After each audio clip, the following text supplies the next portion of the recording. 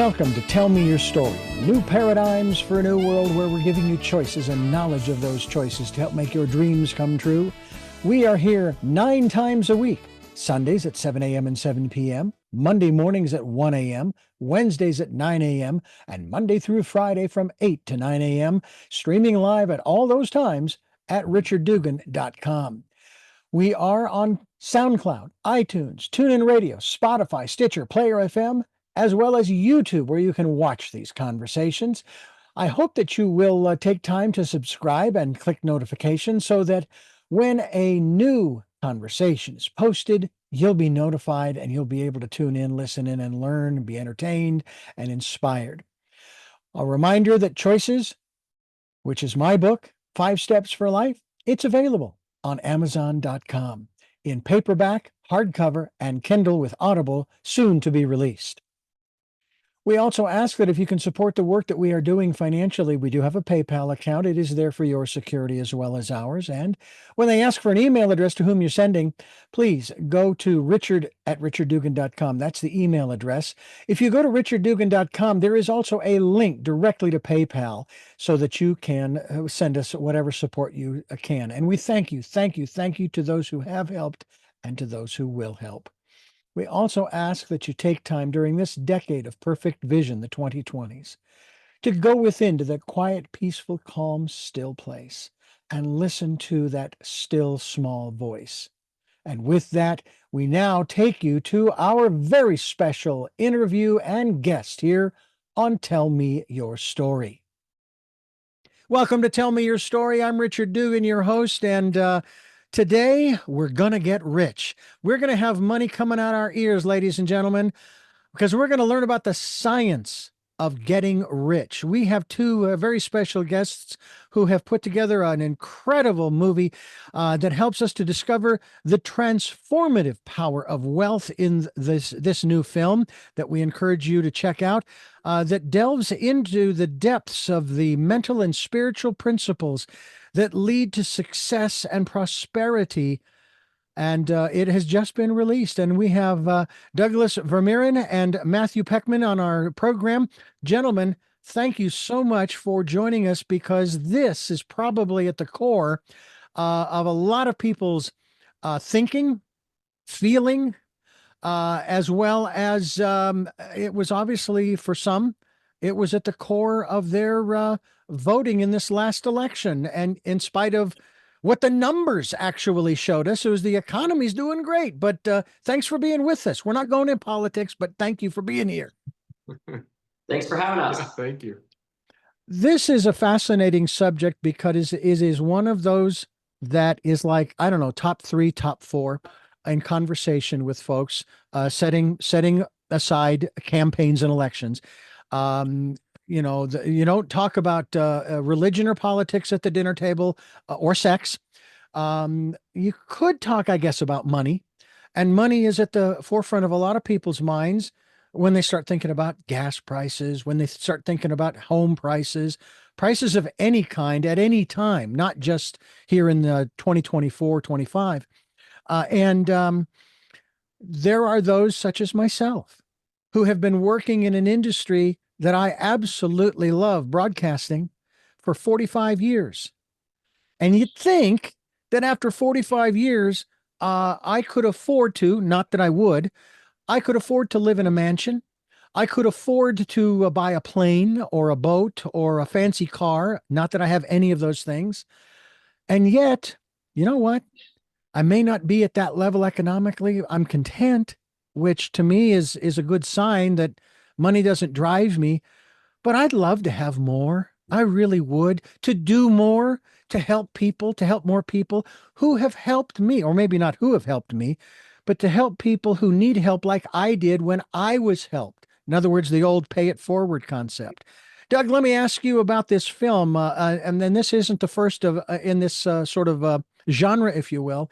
Why this subject? Why not one on strictly on spirituality and getting your soul right, so to speak, in terms of being joyous or being happy or being content and or fulfilled? Well, it's interesting that you say that because I believe that money, to some extent, does influence our spirituality.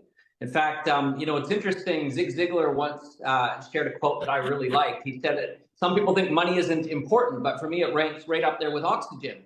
And I think that the reality is that, everywhere we go in life, it's almost as though there's an admission ticket. If you want to become more, if you want to expand your possibilities and expand your horizons and interact with different people or cultures or whatever, there's a ticket. There's a ticket that you will have to purchase. And so I think that, if we look at the importance of money in our life, obviously, we've heard this saying that says that money can't buy happiness. But I love what Bo Derek said. She said it depends on where you shop. and I think the reality is that money can affect a lot of things for us, and it can open a lot of doors, and it can also close a lot of doors. So I don't think that necessarily the mission is to accumulate, what should we say, pieces of paper with dead people on it, which is what money is. It's really to accumulate the power and the ability to expand beyond who we are. And I think that that's the value that money really has truly to it, is that it allows us to get to the next level in whatever we're doing. And I think it's also interesting, one of the speakers in our film was also in the film The Secret, John Demartini. And he said something to me once in one of our previous films, and I believe I had him repeat it in this one. He said that everyone is wealthy. It just appears in the form that we value most. And so I think if we look at it that way, the reality is having an accumulation of richness, if we would call it that. I think most people will look at the title of our film and think, oh, I do need more money in the bank account. But that's only part of the equation. Yeah. Richness, abundance, prosperity, and so forth are measured by many indicators in our life. And as I went out and prepared for this film, I interviewed 400 self-made millionaires. And I found that they also did not always have that ingredient of prosperity or happiness. They may have had a lot of money, but the things that they choose to bring into their life with that money did not always have a consequence that expanded who they were. So I think that to answer your question specifically about why I decided this was maybe the first, movie that I needed to make, or first idea for a movie to make on this, I really wanted to convey that idea that wealth and prosperity have a grander definition than we've traditionally given them. And if we can understand what that is, there's no reason why we can't have all of the above, right? Like to have the financial ability, but also to have the prosperous ability as well, right? So I think that these are in harmony with each other. They're not conflicting ideas, so to speak. And Matthew, I'll have you respond to that also, but a quick little cartoon that I came across to what you talked about earlier, Douglas. It's this cartoon. This guy's slumped over a table, and he says, "They say that money can't buy happiness, but I'd like to try." Right? Of course. Yeah, Matthew, what about you? What's your perspective on this in terms of creating something like this for the masses to begin to hopefully really understand what money is, what abundance, prosperity, wealth, and happiness, joy, and contentment are? That's a lot rolled into one question. So I can answer it a few different ways. Okay. When you say delivering this to the masses, I think it's an important message that's behind the message, because the title of this movie, which comes from Wallace D. Wattles' book, is extremely deep on so many levels. And it explains exactly like Douglas said, wealth and richness is not about money, right? And when you become something, there's a quote that says, before you can do something, you first must be something. And that quote really rings true for me. And I think it's a great way to think about life, in that if you want to create wealth and abundance, you first must become the person who has the ability to create. And we all have the ability to create. And the wonderful thing about the science of getting rich is that when you learn to understand the science behind it, it's that we each within ourselves have the ability to impress our thoughts and create anything in our life that we want. And richness comes, and the fulfillment comes when you create a life that you are happy to live. And then the abundance will come. It's not the other way around. It's not, I'm going to get a bunch of money and then I'll be happy. That's, I think that concept, that's what this movie is here to destroy, is that idea. And there's also a very negative connotation in society with richness and wealth and money. And it's this idea that it instinctively is associated with greed, right? And selfishness. And I think this movie does a really good job at explaining in a very clear way that wealth and richness come from within. And it's what you create externally is really a reflection of what's inside. And you can create abundance for yourself and for others. And that comes with fulfillment and purpose, and that rang true for me. Like, I worked in law enforcement for 17 years. And, in law enforcement, my job was to help people, right? I protected people, I helped people, I put bad guys away. But even that was not really purposeful, because when I leave that job, someone else just does it, right? So when I really truly found my purpose was to speak into the lives of other people and to give and to fill other people's cups. Let my cup runneth over so I can fill other people's cups. That's where I get fulfillment from, by lifting other people up and improving their lives.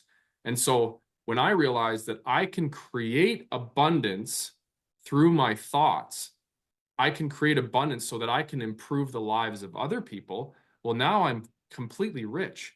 I am completely wealthy from within. And it has nothing to do with materialistic items.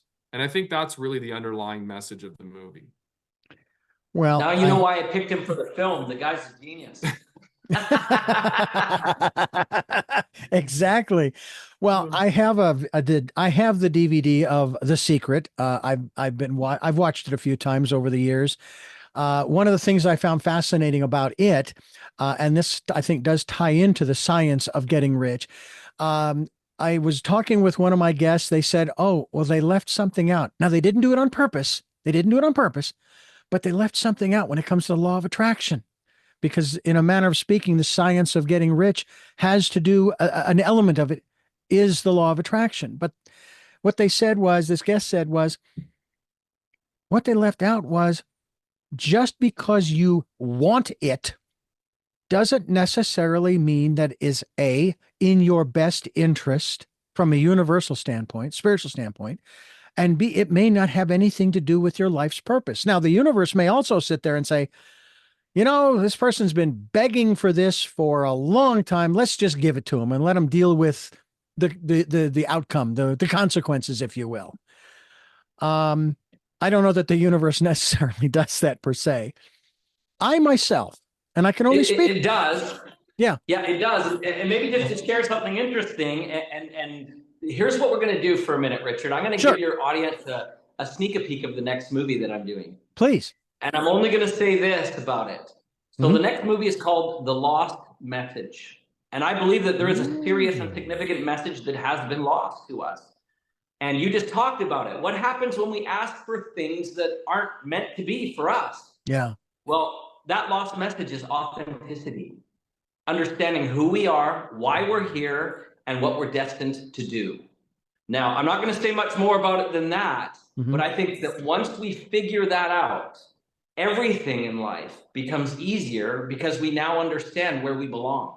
Yeah. And it's just like, if you think about the last time you were in the shopping mall and you're trying to find a specific store and you come to that map and it says you are here, well, now you know where you need to go. But most people in today's society don't know that you are here. They're getting their cues from all the wrong places. How many likes and subscribe you got on your social media? How many people are, approving on your behavior of, who you are? Like, am I pleasing my parents? Am I better than, my teachers expected me to be? And we're giving away our power of authenticity to satisfy an outside source that, quite frankly, doesn't really have the sensitivity to know who we really should be, because they're busy finding their own journey. So anyways, I'm going to just share that. That's a very profound question that you asked. And it's something that I believe that movie is going to change the world like The Secret did. Yeah. I really believe that. I want to ask you, Matthew, what is your role? What is your part in this wonderful production? And by the way, It looks great for starters. In spite of my visual impairments, I seem to really scrutinize the cinematography of things. And I've seen a lot of wonderful and also some awful movies, cinematographically speaking. But tell me, what is your role in this wonderful production? It's a good question. I think my role is the same as each and every other cast member's role, and it's that I was put in the movie not by my own anything that I did. It was truly the law of attraction. I didn't know that I was meant to go in a movie. I didn't seek Douglas out and say, "Please get me in this movie." It was literally the universe shoving me in front of him and Douglas going, "Oh, I didn't know. I've never heard of you. Who are you?" And then we spoke, and he's like, Hmm. "Wow, you need to be in this movie." And I think that rings true to every person in this movie. The reason they're in this movie is because the universe put them there to speak on the message. And then that message is profound. And it's something I think like Douglas's next movie, like this movie, I think the message has been lost in society. Everyone thinks that rich is means you're a snob. It means you have some element of evil attached to you. It means that you are selfish and greedy and self-serving. And this movie is meant to, and each person is meant to give their own story and their own spin on why the science of getting rich is actually very healthy. And when you understand it, it can actually make your life and the lives of the people around you that much more prosperous, positive, healthy, enriched in so many ways. And so I would say my role is very minimal because I am a piece of the puzzle. And I think I'm on screen with some of the greats like Joe Vitale, John Assaraf. Like these guys are legendary in the space of personal development. So for me, it's an honor to even be sharing a space with them. But I think really and truly, it was not my choice. It was the universe pushing me into a space because I'll tell you this, I believe having entered into the personal development space that on my journey, I have learned that the universe is always pushing us to our greatest good. And that's going back to what you mentioned earlier about how sometimes we ask for things and we just never get them. Hmm. And I think that is the universe saying, that's not where I need you to be. Mm. There's something greater within you that I need to pull out of you because I want you over here Hmm. enriching the lives of these other people because there's so much more to you than working in 9 to 5 just to feed your own mouth, Yeah. you It's know? kind of And I like what think Douglas, it's like what Douglas said. You are not here. that's right. That's right. Right. And when you learn that, and I think that's when people watch this film, they're going to really understand that like I have the power to create anything in this life, and it should be something that's so big and beautiful that's bigger than me, Mm. right? We are And what we a are beautiful talking, thing. yeah, we are talking with Matthew Poechman as well as I believe would I put you under the category, Douglas, of executive producer of the science of getting rich, Douglas Vermeeren. Is that a correct title? Yeah, it's funny because I'm an executive producer, producer, director, and I'm also in the film too on this I one. know. I've So seen you in I've spent a number of years doing the personal development speaking as well, and I think it wasn't intentional for me. I've just been fascinated as a student. That's what Mm, brought me in the door first. Is I mm, needed to learn this information for myself, yeah. and then because I've got a background in film and TV, as I began to learn this, I felt such a mission, if you will, to share it with others. And so my title is really irrelevant, I think, Hmm. in terms of sort of who I am. I'm a learner. That's what I Yeah. am. And I just love to share what I've learned. That's Yeah. really the best title I can think of for me. Well, Douglas Vermeeren and Matthew Poechman are my guests here on the program. We're talking about the science of getting rich, and this is Tell Me Your Story. I'm Richard Dugan, and I'm fascinated by this conversation we're having with Douglas Vermeeren and Matthew Poechman about the science of getting rich. I want to share something with the two of you real quickly, because I'd love to have your impressions based upon what we were just talking about, i.e., The Secret and its message, the law of attraction, and of course, the message of the science of getting rich.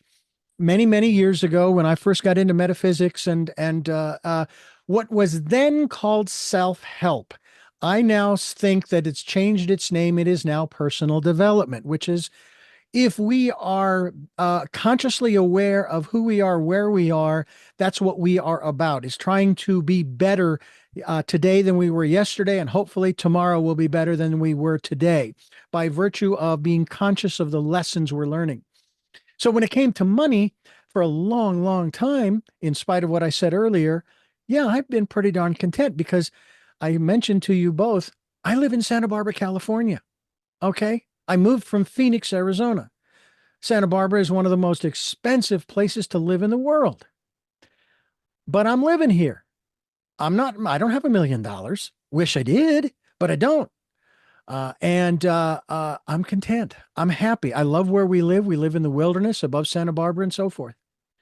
And then in the conversations that I've had over the years, I got to the point where I say, I'm content and not but, and I want more. And of course, as I learned about, speaking to the universe, my still small voice, however you want to phrase it, they say, maybe you need to be a little more specific. I said, okay, all right. So here's where I am right now.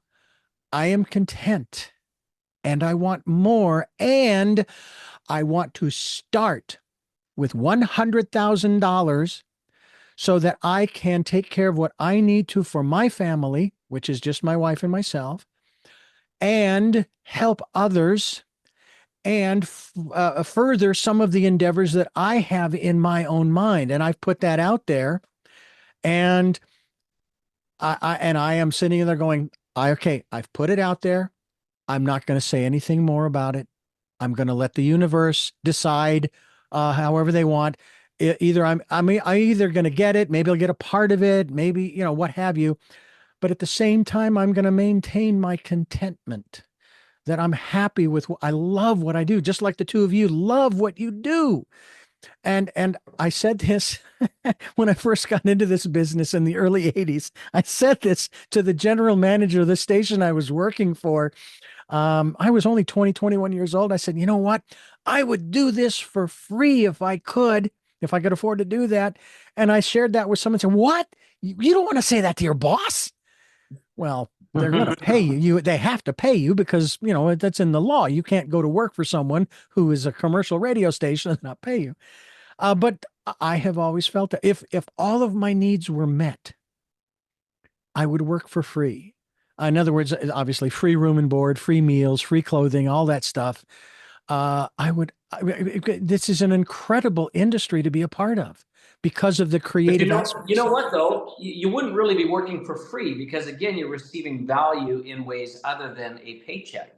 So the reality is I believe there's a compensation that flows. Anytime that we share, there's either a positive compensation or a negative compensation.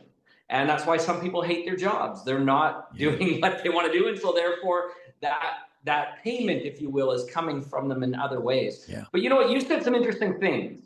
So the first thing that I want to address is I love the reason why this was shifted from self-help to personal development. Because the reality is all development happens in a community, not in a bubble. And if you look at all the people that have ever won, say, for example, an Academy Award or climbed Mount Everest or a gold medal, it's always been a team that's done it. It's never been a single individual that's been there and said, I figured this out on my own. And if you look at, there's an analogy that I like, let's say a mountain that people are climbing and you imagine 3 individuals on it, you need at least 3, you're the one in the middle. There's going to be one person that you need to look up to and they're going to help you get to where you need to go. But in order to be fully fulfilled, you must become a teacher as well. So you got to help this guy get up the mountain as well. And so I love that idea of a team. But here's the thing where I think a lot of people make a mistake. So you said that, your goal was to be content and then you felt you need to get more specific. And I think that this is a nice little saying that I came up with one day that might help people. A goal that is specific and clear becomes attainable and near. And if you don't have something that is specific and clear, how do you know when you're going to hit it? How do you know that you found it? How do you know that you're heading in the right direction?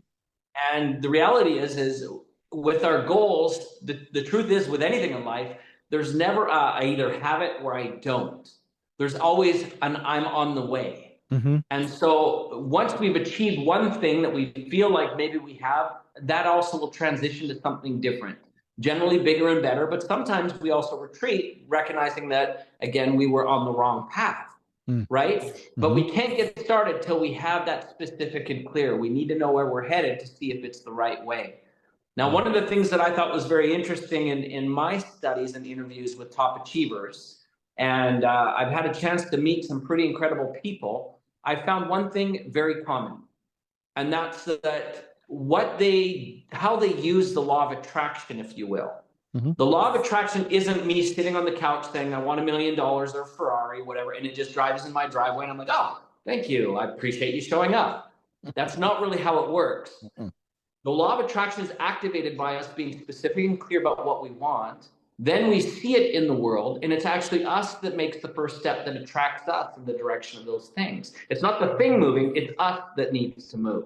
That's why people say, oh, I mean, in The Secret, they never talked about action. Well, they did, but most people hear what they want to hear, right? They don't realize that it's us that moves. It's not the thing that moves. It's us that moves. Right. We need to move towards it. Right. And the way that we do that is by something that I call the law of probability.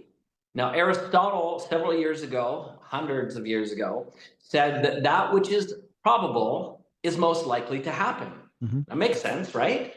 So our goal is to increase the probability that something will occur by moving towards it. If you were going to shoot an arrow into a bullseye, the more steps you took closer to the bullseye, the more likely it is that you're going to hit the target. And so how do we increase our likelihood that we'll be able to have that? And I believe that that takes place in a number of ways. The people that you meet, the places that you go, the things that you learn, the things you allow to influence you, the things that are surrounding yourself in your daily life, the places that you're getting advice, and sometimes the things that you're ignoring. And so I think that you've really spoken some solid wisdom there. And I think that the first step is really going to happen as people get clear about what they want and then surround themselves with people who can help them. Matthew, you have the floor. I mean, that's tough to follow. Douglas is, he's been doing this a long time. I want to go back to what you said, Richard, about being content in life and yet still wanting more. And I think a lot of people struggle with that. And I think that's a common misconception, even though it's very common that people feel that way. And I think something that this film does is it teaches that it's good to want more and that you are actually supposed to be very content in your life while wanting more. And I think the balance that is lacking in society today is that everything is very self-serving. And I think when you go and you move into a space, personal development is amazing because it leads you down a path where you get rid of the self. And when you get into gratitude and removing the self, well, now I'm grateful for where I am. I'm extremely grateful every day that I have the gift of life and I can have air in my lungs and I have the ability to get out of bed and I have talents that I've been gifted with, right, from my creator. So I'm going to go out and I'm so grateful to even be alive. But I want more, not for me. I am yearning for more and I'm going to create more abundance so that I may spread it around, so that I may have purpose to enrich the lives of others, right? And I can tell you, having become a coach, a personal development coach, I get messages every single week saying, Matt, thank you so much. You have changed my life. You've changed my family's life. And like you, Richard, I say to my wife all the time, I could do this for free. I could literally do this for no money, because that feeling that I get when someone tells me that you've changed my family's life forever, that I have purpose and fulfillment just overflowing. And so I know that it's my job to achieve that in 1,000,000 times over. So I'm attracting abundance, I'm attracting clients, I'm attracting new businesses so that I may fulfill that purpose and change and shape the lives and impact as many people as possible. Has nothing to do with the self. And yet there's still that balance because I am extremely happy, content, and grateful with where I am right now. Yeah. So I think that's the thing that's kind of lost in society, is that how can you be happy now and still want more? And I think if people really went deep and they understood that message, they would kind of go, okay, that kind of makes sense. And you really have to start from gratitude and getting rid of the self. Couldn't agree with you more. And the one thing that I find interesting is This is not just a biblical passage. This is a natural fact borne out in this biblical passage. And that is this, and this is in my book, Choices, 5 Steps for Life, where I talk about this aspect of, wanting this and that and the other thing. And the passage is from the New Testament where Jesus is quoted as speaking to his disciples who are moaning, groaning, and complaining about, what are we going to eat? What am I going to wear? Where am I going to sleep tonight? And on and on and on and on. And he says, well, hold on, stop, wait a minute, hold it. By the way, I paraphrase because I'm not King Jimmy. He says, basically, would you look up in the tree there? Do you see the bird? That bird does not work. He doesn't work a 9 to 5. And yet he is taken care of. And look at the lilies of the field. Look how beautiful they are today. And tomorrow they're all dried and withered and they're thrown into the fire. How much more will you be cared for because you are a child of the Creator, as I put it? Let tomorrow worry about tomorrow. Be content with where you are. And it then brings me to another document, a more recent one.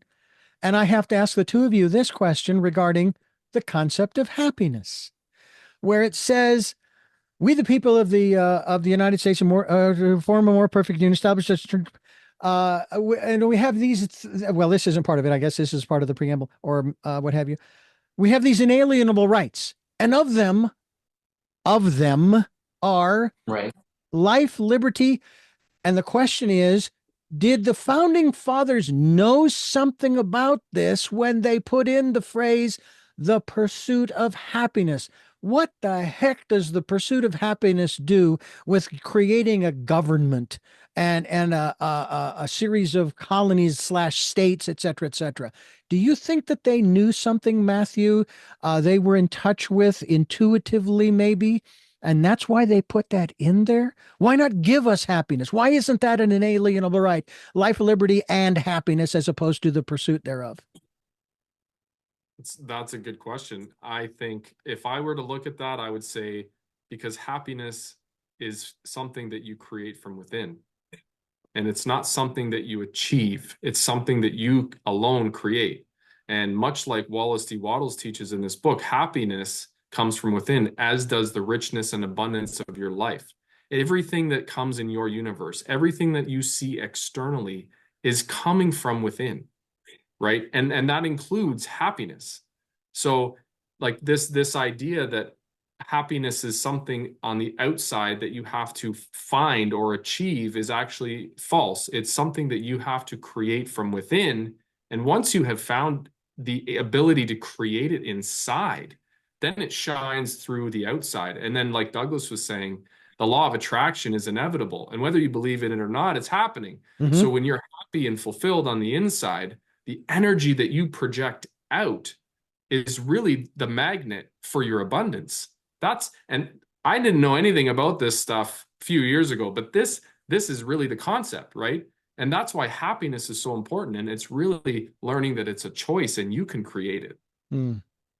Douglas? I love this question around happiness. Okay, so the pursuit of happiness, in my opinion, happiness is found in the pursuit. Mm-hmm. Right? And the reality is that we don't all desire the same thing. So for them, if they were doing this Declaration of Independence, they couldn't very well say, be happy, because not everyone chooses happiness the same way. It brings me back to an experience that I had. I was probably maybe 5 or 6 years old. And I've got 3 younger brothers. So there's 4 boys, no sisters. And I was sitting at an amusement park with my father. And my brothers were asking for treats and things of this nature. And my dad quickly got one of us an ice cream, another an ice cream, another an ice cream, and another. And I was like, I don't want this. And he's like, be happy. Well, I didn't want the ice cream.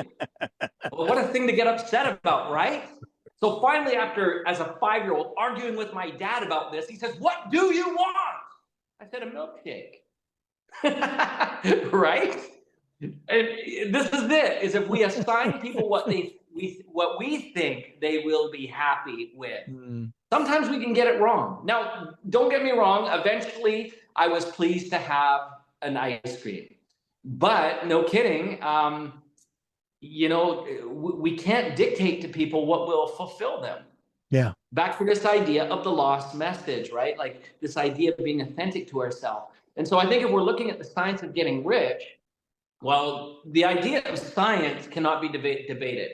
That is a predictable, planned pathway that can be followed by everyone. But the thing that can be debated is what richness looks like to you, what happiness looks like to you, what fulfillment looks like to you. And that's something you need to come up with on your own. Now, thank goodness, from a law of attraction point of view, as you begin to understand what happiness is for you, and it is a process, remember, not the pursuit of happiness, but the happiness of pursuit. It is a process. So as we begin to discover more what fulfills us, what makes us happy, where we light up, where we get energized, how we become our greatest self, you know, what's interesting is we begin to find others along the way who feel the same way about happiness. And whether it's people who have the ability to open that door for us or help us see things about ourselves, like there's a quote from Oprah Winfrey that I really love. And she said that a mentor is someone who helps us see things about ourselves that we didn't yet realize.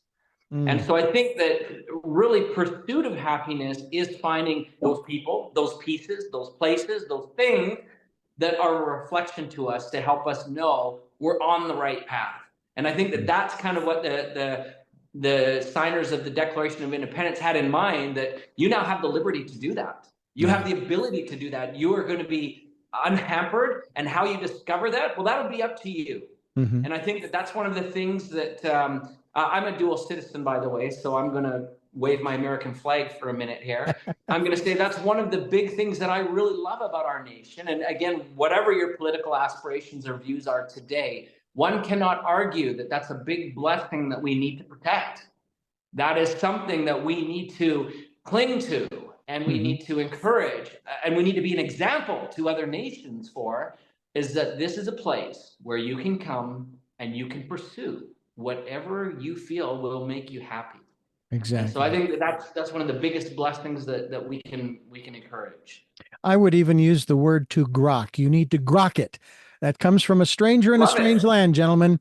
Folks, it's a book that it took me years to read. I originally bought the print version. It was available on Audible, and I liked that a whole lot better because it was easier. But to grok is to, as I define it from the book, to assimilate it into every subatomic particle of your being. That and that's part of also my book, Choices, 5 Steps for Life. When you make a choice, there are 4 more steps that I put into play to help you to assimilate that into who you are. And I just find it fascinating, this process that we're all going through. We're talking with Douglas Vermeeren and Matthew Poechman, The Science of Getting Rich. And we're going to go deeper here in just a moment as we continue here on Tell Me Your Story. The Science of Getting Rich is not just a film that we're talking about. It's a documentary. I was almost going to ask, so what category does this fall under? Well, of course it's a documentary, and who knows, maybe you guys will get an Oscar or something. That'd be kind of cool. But it's based upon a book by a gentleman back in 1910 who wrote The Secret of Getting Rich. His name is, and it was mentioned earlier, by Wallace D. Wattles. It is Wattles. There is nothing. First of all, Matthew, tell me about your introduction to Wattles, and your experience when I would venture you have actually read the book. I would assume most everybody that's been involved with this documentary has read it. How did you come away with that, and in regards to he and what he had to say? Yeah. So, I mean, how many times have I read it? Countless, countless times. And for good reason. I mean, one of my mentors, one of my people who I aspire to be like, Bob Proctor, who is also in this film and one of the greatest minds in personal development that will ever have lived, he studied the greats for 60 years. And Bob used to read Think and Grow Rich every day for 60 years. And he used to say, like, it's crazy. People think it's crazy to read the same book every day for 60 years. He's like, but I've been doing it. And since he has, it's made him richer, more happy, better, memories. And I thought, okay, I'm going to do what Bob did, because Bob has amazing results, and what a message. And he was such an inspiration in my life. And so The Science of Getting Rich, I had the same approach. I'm going to read this thing over and over and over again so that I really have it ingrained deep in me, the understanding of what that science is, right? And so what I took away from this book and from the message and really the profound understanding that Wallace had was that, number one, each of us have a birthright to be rich, right? It doesn't matter who we are. Each of us have the right, and it's within us to be rich, to be fulfilled, and to have an outpouring of abundance for the rest of the world. And it's really, truly, much like the pursuit of happiness, it's the pursuit of finding that within ourselves that we can then enable to do that. And Wallace talks about how he likes to talk about in the book the formless substance. And it's, if you've read the book, you'll understand we have the power with our thoughts to impress our thoughts on the formless substance to create anything in this world. And that is really a superpower that if you're not in this space and you're not in personal development, you really are going through life blind to the idea that this is really within you and you just haven't activated it. We each are born innately with this superpower to create from our thoughts. And most of us live our lives the opposite way, and everything in our cycle is completely reversed, where we live from our circumstance, we live from our environment. So when someone cuts us off in traffic, we get angry, right? And then we have thoughts of anger and thoughts of what we would do, and this isn't fair. And when someone mistreats us, it's the external, and it dictates our feelings, and that runs our thoughts. And it's really a cycle that's really backward. And if we understand this theory, the science of getting rich, it really is a science, and it starts with the creation of our thought. And anything that we want to create in physical form, we have the superpower to do it by creation of our thoughts. And if we reverse that cycle, now it's, I want to think in abundance, and then I therefore become this feeling of abundance and positivity. And when I put that energy out into the world, oh my goodness, well, now the law of attraction is inevitable, and I am creating abundance in my life. And it really truly starts with our thoughts. Mm-hmm. Right. Douglas, Right. your Well, impressions of the book. Yeah, when I was selecting speakers for the film, I didn't say, did you read the book? I didn't say that to any of them. Can you please have your book report on my desk by the end of the day? No, I didn't say that at all. In fact, rather than watching if they read it, I watched to see if they lived it. And I wanted to see how they interpreted the book in their life. And the thing that was interesting is, as we look at the book right now, certainly the book came out in 1910. And if you've read the book, you'll know it's not a very big book. It's actually quite small, and it's something you could read easily in an afternoon. And some of the ideas that he shares there are obviously expressed in the language of 1910, which it's not super complex, but there are some things that you're like, what does he mean by that? And so I think one of my goals, well, let me maybe even share a sentence, because whatever may be said in praise of poverty, the fact remains that a person is not truly successful until they are rich. Like, I mean, who talks like that in our parlance today? We don't really speak in those kinds of words. So I thought, when I was looking at this, the book is genius. The book has so much valuable information, and it is the foundation, believe it or not, of so much other personal development. I don't know if you knew this, but Think and Grow Rich was inspired by The Science of Getting Rich. The movie The Secret, the same. And Robert Kiyosaki even mentioned that, Rich Dad Poor Dad was inspired by it, of course. So you could trace most of the let's call it personal development wealth or expansion type books to this book. Okay. Everything from law of attraction you can trace to this book. But the thing that I wanted to do is try to make it valuable to the audience today by giving them, let's call it a modern interpretation by people who were practicing the principles in the book. And so when we brought in, some of the people who had appeared in films like The Secret, so Bob Proctor, John Assaraf, John Demartini, Joe Vitale, Marie Diamond, they're all in this movie. And then people who had been involved in Rich Dad, Poor Dad. So Sharon Letcher, actually, if you know, I don't want to get anybody in trouble, but if you know the history of the book, Sharon actually wrote the book for Robert, and then they published it together. But it's her that wrote the book, actually.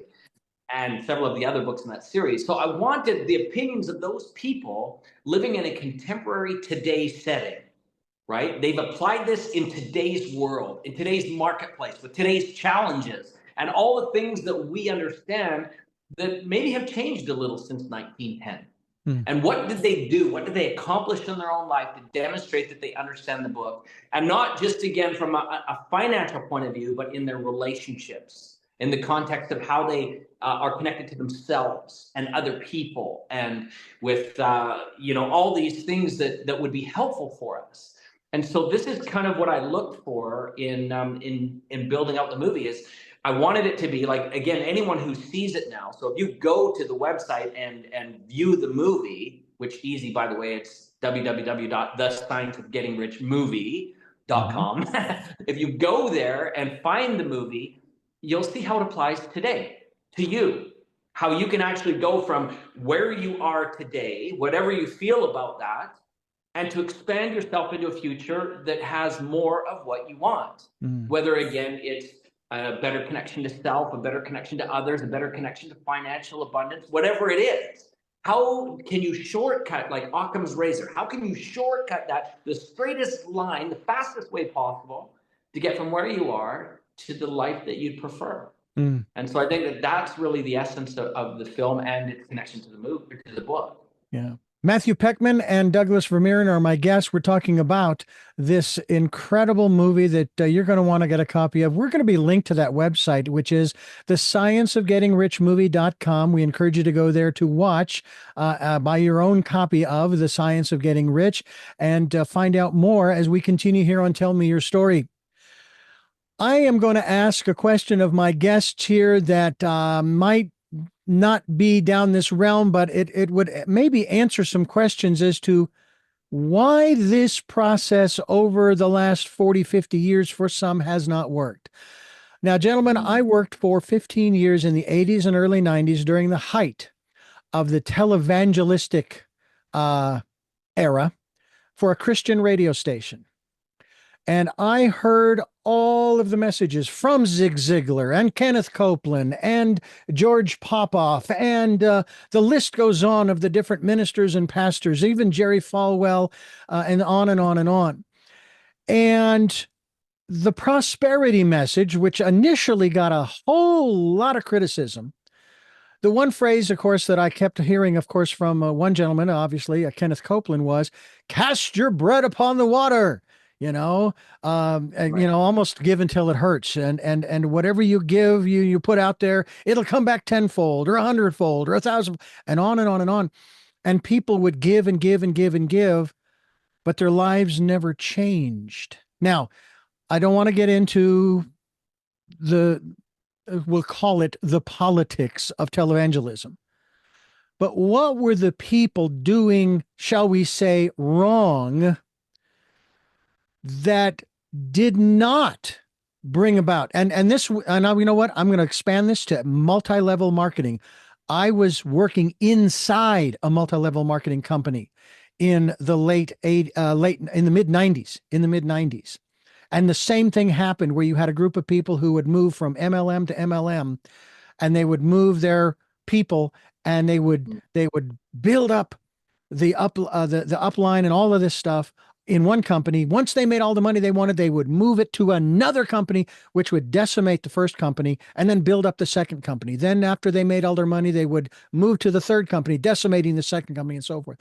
But what was going wrong, and maybe those are two separate examples, with the people who believed what the message was they were receiving?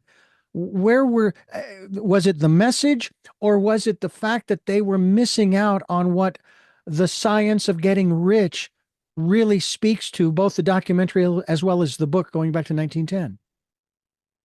Matthew? Yeah, I mean, I could tell both Douglas and I are like, oh, this is good. I got lots to say on that. Please. Yeah, absolutely. There is a missing element. One thing that I learned from Bob Proctor was to become a goal achiever. Douglas touched on it earlier, that if you don't have a goal and you don't have clarity and specificity of the goal, you don't really quite know where you're going. And so I think a lot of it has to do with when you do become a goal achiever. And I'm going to give you an example. When I became a goal achiever, I started writing out my goals every single day.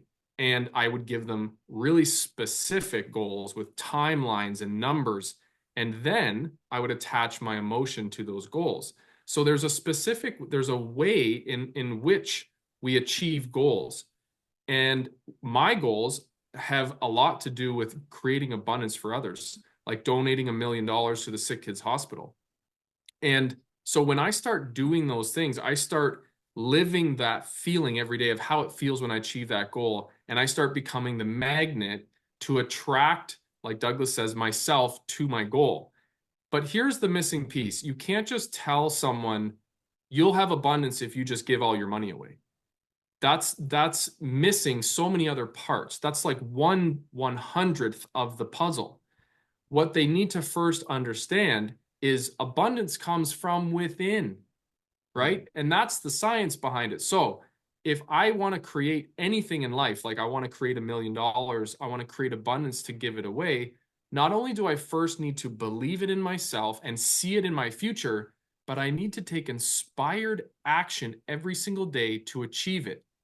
Like Douglas said before, you can't just sit on the couch and expect a Ferrari to show up in your driveway, right? So in my life, I know that I need to create abundance, and my goal is to create abundance to give away.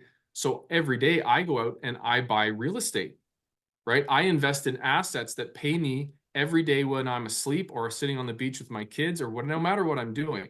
So I'm taking inspired action to achieve my goals. And many of the greats have said this. It's belief is inspired action. It's not just mere hope or wish. So if you sit at home and go, well, I hope to be a millionaire and I hope to create abundance and I'm just going to give my money away. Well, that's why they're doing it. That's completely incorrect. That's not going to get you anything but broke. But if you have clarity on your goal and you become a goal achiever and you understand and you study this material from the greats, and like Douglas said, when he was reviewing people for this film, he wanted to see people actually using the teachings of this program in today's society and enacting them. They're taking action with those theories and with that science to achieve and create abundance. So you're actually learning how to achieve a goal, and then you're taking the inspired action every day to achieve it, and you understand how to do that, right? And it's from within. It's really a beautiful thing, but that's the piece I think that was missing. Matthew, I'm sorry, Douglas, if you want to add to that? Definitely. And I think it's interesting. So having done 5 movies like this, I've interviewed a lot of really intelligent people on this subject. And then I've just, as I mentioned, completed an interview series of 400 self-made millionaires, people that didn't come from money. And I think that there's really 2 big elements to this. First of all, if we look at people that didn't make it, they can really be divided into 2 categories. One, people who just don't do anything.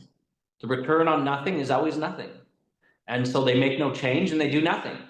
But the other kind of person that fails is the person that does something, but they don't do the right things, right? So I think if we look at this idea, if it's meant to be, it's up to me. That's true to a point.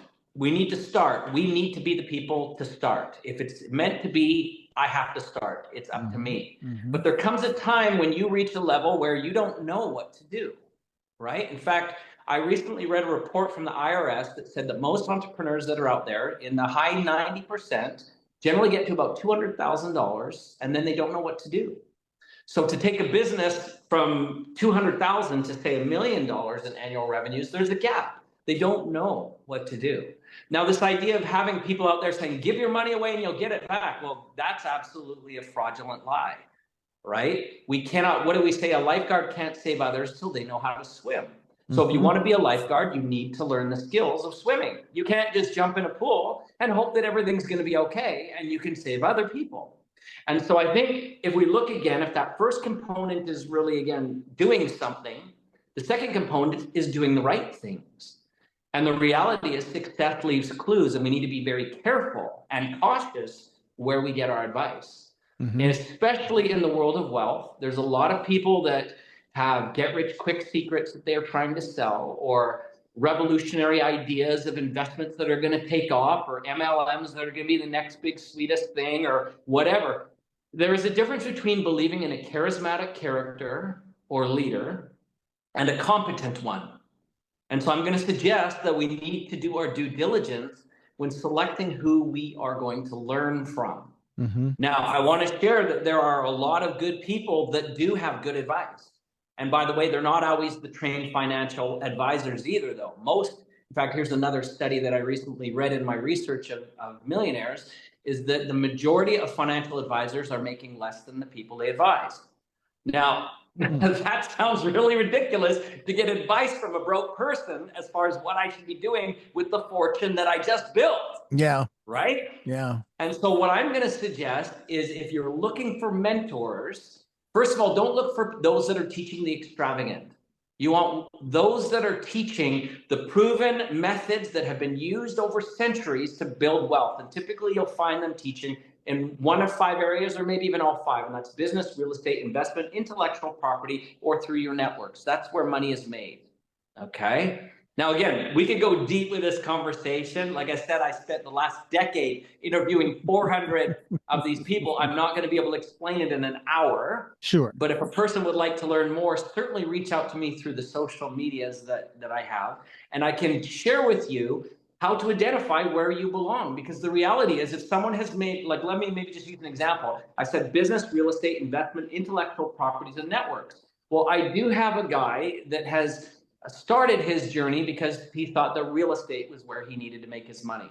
And no kidding, there's many people in the world who've made fortunes in real estate, and there will be many more that make fortunes in real estate. But this fellow selected a specific area of renting or buying and renting properties to people. And I've got, friends and family members that do that and are quite lucrative. But this gentleman's problem was he had a kind and sensitive heart. That every time someone came to him and said, sorry, dude, I don't have the rent money this month, he would say, well, get it to me next month. And suddenly he was behind. And so over time, that compounded. And very soon, this individual, based on his personality style and the way he managed his life, ended up losing properties more than gaining properties, because that model inside that area didn't work for him. Mm-hmm. Now, interestingly enough, as I met him, and I heard this story, I showed him that there's 5 areas he could make money. Well, he decided he wanted to try investment. And so we put him with some mentors that helped him to recognize how to get invested and to do, an index fund on the S&P 500, and that he could have guaranteed growth. But here's the thing, he wouldn't have to deal with people. And he wouldn't have to chase people for money. That's not his skill set. So now that was taken away. He didn't have to worry about that. And so he found the right fit for him. Now, again, I'm not criticizing any choice that a person has on how they want to make money. What I'm simply saying is, you need to find a competent mentor who has a proven track record, who understands your ability to stay the path. Because it's not a get rich quick, it's a get rich right. And there's a difference. Yeah. And so if you can understand those 2 elements, they will make all the difference in the world for you. You will see wealth. And certainly, there's, wealth arrives in different ways and at different tempos and different speeds, but it does require different skill sets. And when you understand where you belong and you get people that can help you, you're going to be successful. Earlier you had, talked about that very thing as well. And when I first started working for my first commercial station, which was the Christian station, I started, by the way, in 81, working for them at minimum wage, which was $3.65 an hour. When I left 15 years later, I was making a whopping $7.35 an hour. Now, in that 15 years, however, as I would hire people to run the board, I would train them and so forth. And I was doing the same job they were, so I was not disconnected from the work. They would say, when I would say, hey, I need you to go in and I need you to clean the bathroom because we have clients that'll be coming in to do their programs and then we need the bathroom clean. You guys don't pay me enough to do that. I said, well, excuse me. That was part of the job description when you took the job. So I would really appreciate it and so forth, because let me tell you, I do it. And if I do it, then so can you. And I'm the operations manager. Well, anyway, I could have taken that tact. You guys don't pay me enough. And I remember an ABC News piece that I only heard once. I thought was weird. I only heard it once, and it was a story about Motorola. And Motorola was laying off some 1,000 people. This was back in the 80s. And they were laying them off. And here was the reason. Because they had done an inventory of the plant and $1 million in materials was missing. And they could only conclude that it had been pilfered by the employees. So they laid off 1,000 people. Now, there's a sidebar to that story, and that is, I wonder how many of those people hated their jobs. And now they could go on and maybe pursue something else. Back to the story. So I decided that, did they pay me enough or didn't they pay me enough at this radio station? Well, they gave me a time slot in the evening to do interviews. And so I started doing these interviews, and they were on the phone, of course. Rarely did I have someone in studio. And I began to take a look at that concept of, do they pay me enough? Or how do I get compensated for this? How do I get a bigger paycheck? And then I began to realize, wait a minute, I am getting paid more than the 735, the 335 or whatever the rate was. I've been given a time slot at no charge.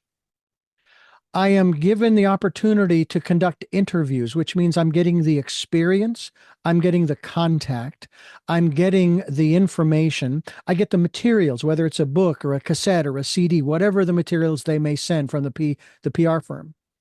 And I began to tally up, not necessarily in a dollars figure, but just a list of those things that I was getting in exchange for that opportunity. And I have to tell you that in addition to that, I got an education, not just in religious, comparative religious sects, sociology, political science, biology, whatever the programmer was talking about, because we had health programs on as well. And the list goes on to 45 years later, I should have a PhD in eclectic studies. But I didn't go down that mindset of they don't pay me enough. Would I have liked to have made more? Sure. Who wouldn't? But would I exchange what I had for more money? Would I exchange giving up the interviews and all of that came along? Heck no. Because again, as you said earlier too, I am beholden to thousands of people for where I am today, literally talking to the two of you. Mindset is so important. It's so funny that you see this too, though, because as I was doing the interviews with the self-made millionaires, there was one gentleman who kind of mentioned this. He said, if you only do what you're paid for, you're going to get one guarantee, you're going to stay put. But if you do more than you're paid for, you'll also get a guarantee. There's no way they will hold you back. Mm-hmm. And I think that that's an interesting thing, is that many people kind of see what is rather than what could be. Right? We work for the exchange, not for what the future is going to create. Mm-hmm. And the reality is, even if those people do not pull out their checkbook and reward you for doing more, someone else will. Mm-hmm. The reality is as a business owner myself, I am always on the lookout for overperformers. I am always on the lookout for people who can expand my enterprises and my interests. And I won't lie, I have poached people from places where they're not being appreciated. And that's very easy to do, by the way. Because if people are taken for granted, they know that, but they don't want that and they won't tolerate it. Yeah. Two final things. Always be working beyond your pay scale, and you'll eventually find you'll get paid more than you can imagine. Exactly. Two final things. I'll make them very brief. Number one, the general manager of that station had us read this book. And this book is Who Moved the Cheese? Right. When I was done, I put it on his desk and I said, I got the concept. I don't mind if people move the cheese. You can move it wherever you want. Just tell me where you moved it. Okay, that was one.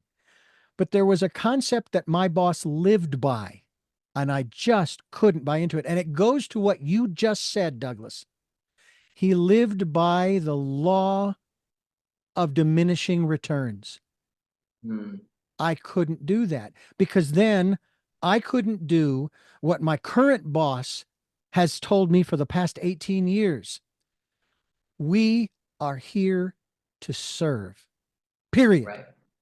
We're here to serve. Matthew, I'd love to have your input on this before we wrap things up here. I mean, I can relate. My entire life has been service-based. I was drawn to my career in law enforcement of 17 years because I have a heart of servitude, right? And my goal as a law enforcement officer was to serve my community, my country, and those around me. And that has continued into my journey through personal development, and that I agree that there needs to be an element of servitude. You need to be of service to others, because if your life is completely self-serving, then you will be without purpose and without fulfillment. Now, I think that there's a misconception that if you are simply of service, that then you limit yourself, that there is certainly not going to be compensation, right? And I think that you can have anything from, well, I've learned that you can have anything that you want if you believe you can create it. So, through this journey, I have really learned that you can create abundance and still be of service to others and create more abundance for them in that service. And so, learning that you have no limits. The limits we have are only the ones we place on ourselves, the ones that we have in our thoughts. I can't create a business. I can't leave this job and make more money, and I can't go on my own, and I'm not good enough, and da da da da da.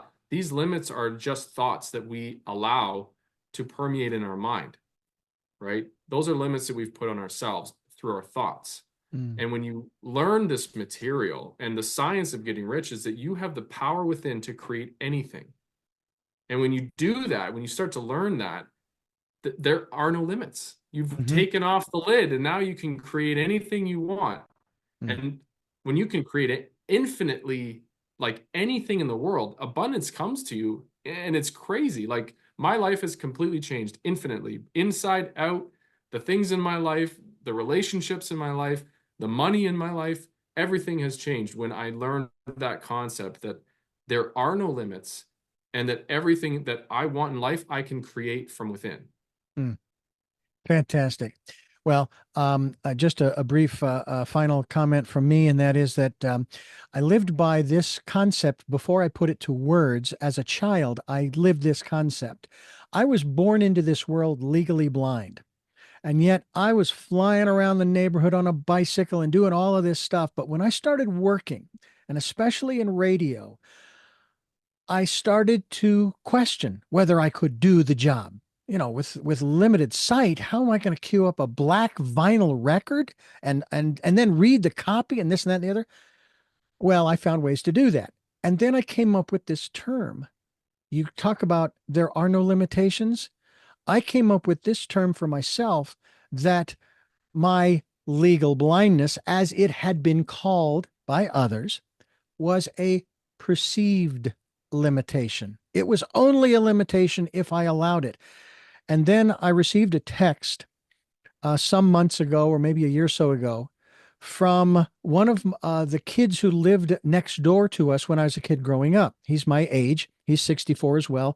And he was texting through his brother, who I'd been talking with on the phone and so forth, and basically paid me a huge compliment. He says, next time you talk to Richard, let him know that I was so amazed at how he played and did everything that we did in the neighborhood in spite of or because of his legal blindness. And I thought, well, I didn't even, not that I was looking, bear in mind, I wasn't looking. I had no idea that anybody ever noticed, because I didn't even think about it. It was just the way that I was. I just did those things. To my parents' consternation, by the way. I'm bicycling all over Phoenix, and my mother sees me one day out there, and I get home, and she gets home and says, "What were you doing out there?" and it's like, well, because I didn't have permission to go quite that far. But anyway, so perceived limitations has been something that I have sort of lived by, and I've shocked some people.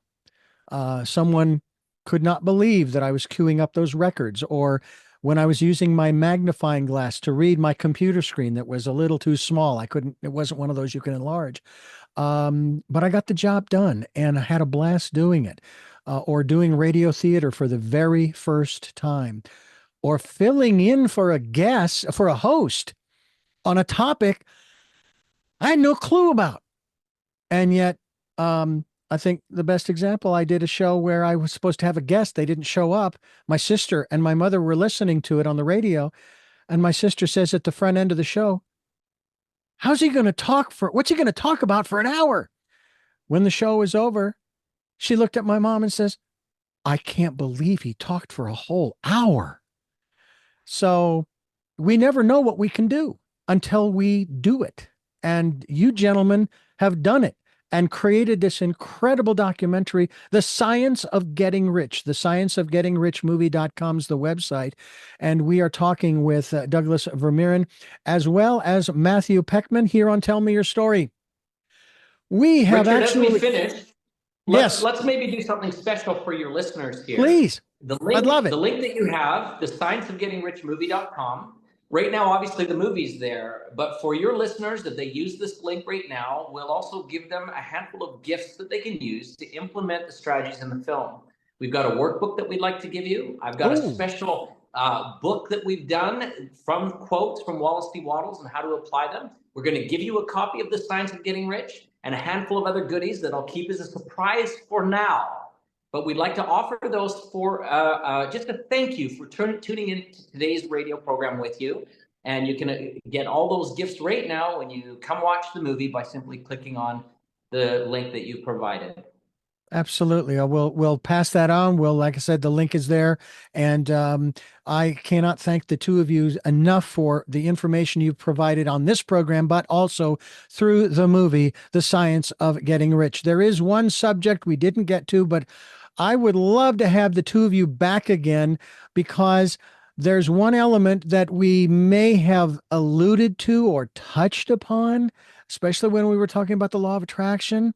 And we talk about it on this program all the time, where we encourage people during this decade of perfect vision to go within and listen to that still small voice, our intuition.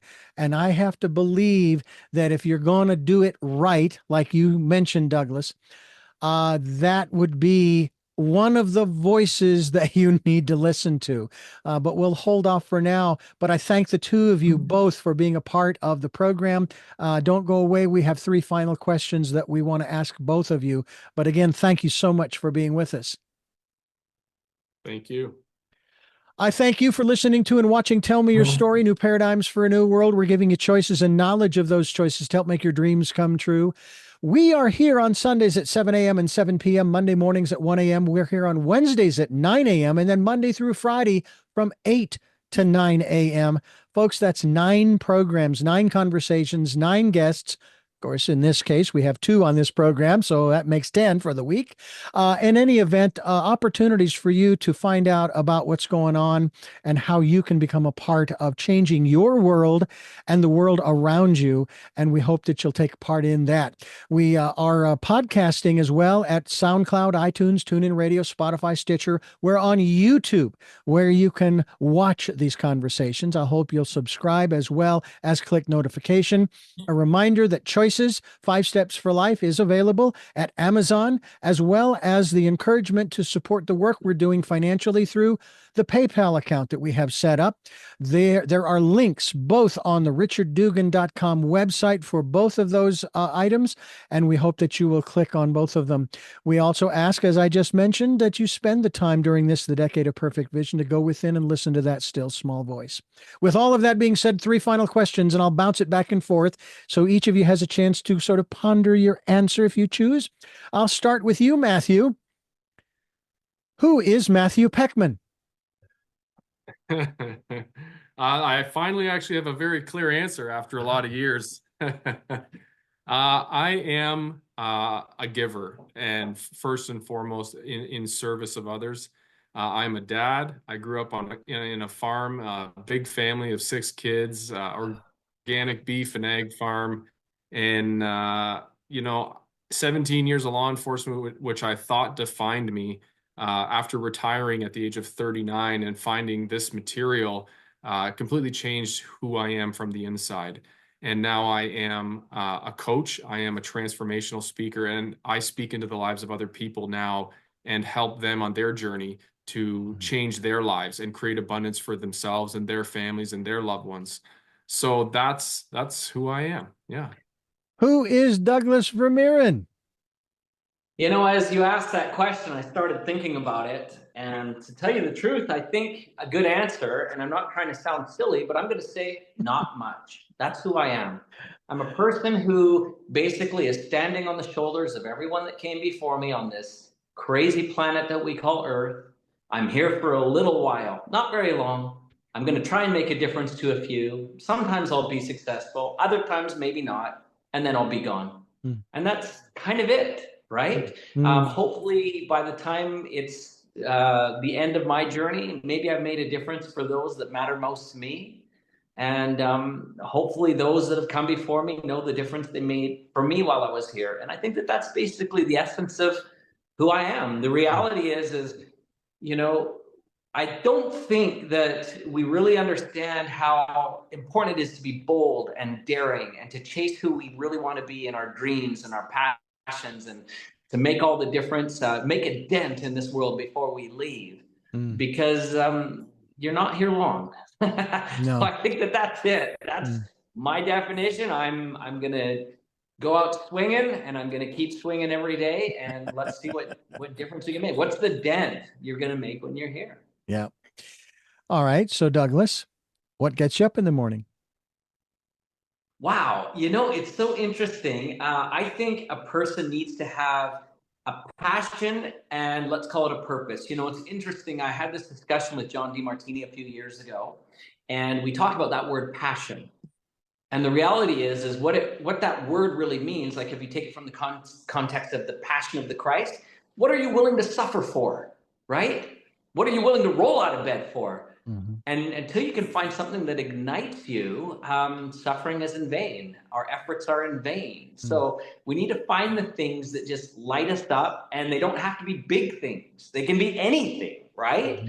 For me, wow, how much time is your show? I've got so many things that ignite me, but if I can answer it best, I'll just say it's the things I haven't discovered yet. That's why I get up in the morning.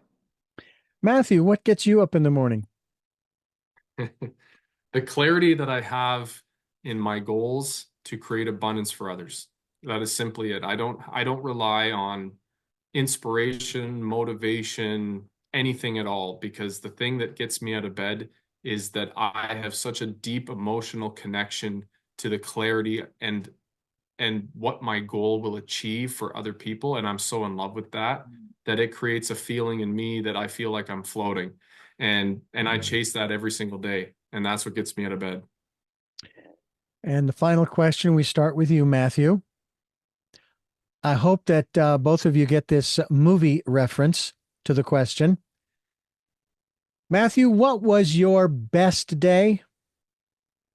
What was my best day? I would say it was the day that I realized my potential. And I found it through personal development. Douglas, what was your best day? It's always the one to come. And to be honest with you, I'm hoping that my very best day will be my last day here. I want to go out with a bang. I want all the learning that I ever had, all the experiences that I ever had. Looking back, I can look back fondly and say, wow. Because honestly, I think there's a lot of days in my past that might have been what I call the hinge, right? Days that opened doors for me or had me see things different. But I'm not done having those days yet. So my best day will be the last one. Well, Mark McKinnon says it best in his quote about that we should not go out with a pristine body, but sliding into home with one hand with a champagne glass, the other hand a fistful of chocolate-covered strawberries, saying, wow, what a ride. And I couldn't agree with both of you more in your assessment. And again, I thank you both for joining us here on the program. And I thank you for listening to and watching Tell Me Your Story. And until our next broadcast, podcast, videocast, love to Lal. Jeanette, I'm still listening. Dad, Continue to be happy because I am. And to my dear friend Smokey, I will see you on the other side. And to Zorro, my friend, aho, aho.